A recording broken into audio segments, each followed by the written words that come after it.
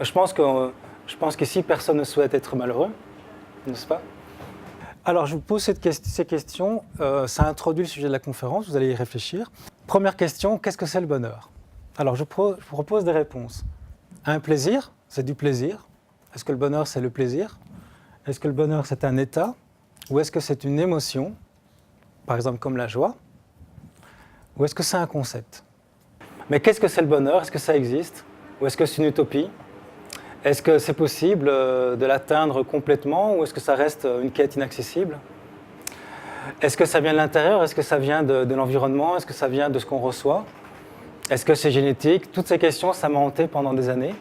Le bonheur est-il lié à l'intelligence, la conscience, l'éducation ou aucune de ces trois réponses? Qu'est-ce qui fait la personnalité et le tempérament d'une personne? Qu'est-ce qui fait que vous êtes vous et pas quelqu'un d'autre? Vous êtes différent, vous êtes unique. Quelles sont les trois causes du malheur? Alors ça, c'est une question très importante. Le malheur ou le stress, je les mets ensemble parce que quand on est stressé, on est souvent fort malheureux. Quand on est malheureux, il y a souvent aussi beaucoup de stress. Et on verra plus tard dans la conférence, effectivement, je pense qu'à chaque seconde, on a le choix entre ces deux états. Pour être heureux, il est indispensable de pouvoir réaliser ses rêves, avoir une famille, maîtriser son mental.